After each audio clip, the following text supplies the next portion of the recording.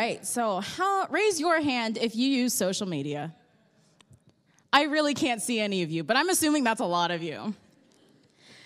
When you use social media, there's a lot happening behind the curtain that you probably don't know about. In the online privacy world, there was a very famous scandal that happened in 2014 involving Facebook and Cambridge Analytica, a data firm based out of the United Kingdom. In an effort to identify and profile users for the 2016 presidential election, the firm obtained information from 50 million people on Facebook. The issue being, only 0.5% of those people were actually okay with that collection. Now, I personally don't have Facebook because it's not cool, so I had to hack into my mom's, but don't worry, she doesn't use it either. There's a small section in the settings where you can download all the information that the platform has stored about you. It includes other places you've been logged into while also being logged into Facebook, every page on the platform you've liked or reacted to, and every IP address you've used while being logged in.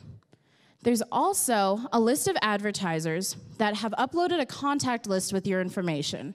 Brace yourselves, this one's a lot.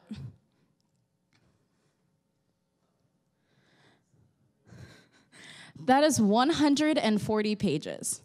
Just under 3,000 advertisers had my mom's information, whether they got it from her directly or from one of their data partners. And she was completely oblivious to any of it. Teenagers, on average, spend 63 hours a week online. Think about that. Think about how much you do, how much you really share in those 63 hours. Like my mom found out the hard way, it's not just the things that you willingly share.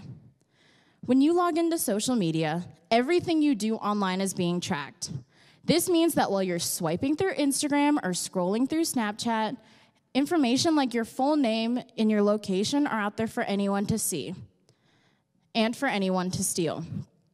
That's how Facebook knew my mom was logged in February on an iPhone X in Erie, Colorado. Most of the time, this information is being stolen and exploited by companies you trust, like Facebook and Google, because they can share this information for economic gain, and there's nothing really stopping them. Where will we draw the line?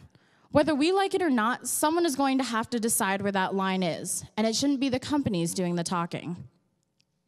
Dr. Martin Luther King Jr. said that society must protect the robbed and punish the robber. Society has a responsibility to protect its people from large corporations. A nationwide law prohibiting unfair use of personal information and demanding full transparency is the best way to this solution. The world was a very different place from the time when social media was first becoming popular. Even just 14 years ago, in 2005, only 5% of American adults used social media, compared to 69% today.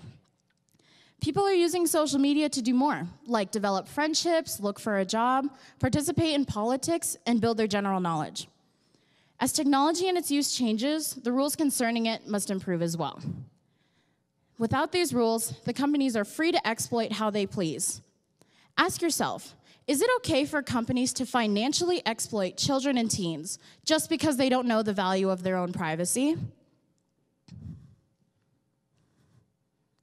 Since 2013, Facebook has been using apps to gain information on the lives of its users, one of which called Facebook Research. The company paid users, some as young as 13 years old, to download this app and give the company access to private messages, photos, web searches, and browsing activity. It's likely these children didn't know the full extent of what was being collected. And even people not involved with these research apps are concerned, and rightfully so. Senator Mark Warner of Virginia voiced his concerns in an open letter to Mark Zuckerberg, which stated Facebook's lack of individual, informed consent and full transparency have been a source of frustration, and he plans to push for legislation requiring this consent. And besides, regulation has the potential to be effective.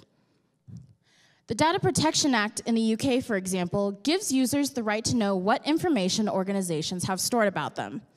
It includes the ability to update or erase this information at any time and ensures it is kept for a specific reason and only for as long as necessary. Besides, along with Senator Warner's legislation I mentioned earlier, there was also a bill that was passed in California and is set to be implemented in 2020.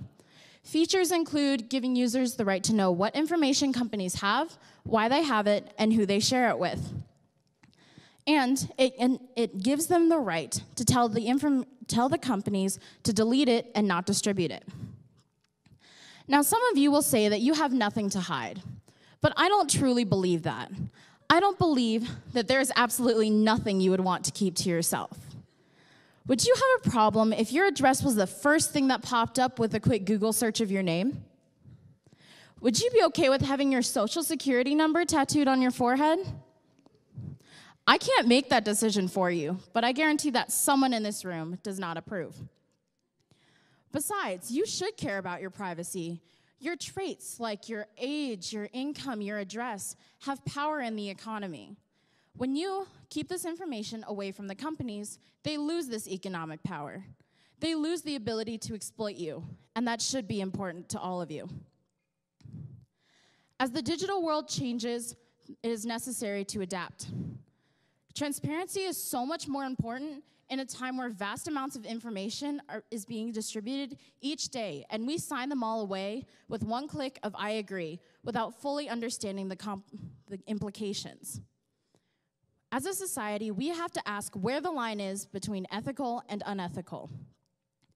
Should we wait until that line has been crossed? Do we want the companies making this decision for us? No, we don't. Because answering this question starts with you. With me, with my mom, with us, the user. When power rests with the average citizen, demands for full transparency can be heard. Demand the right to your own life. Demand that companies are clear with what they obtain and who they share it with. Remove the power from the large corporations and give it back to who it really belongs to, the people. Thank you.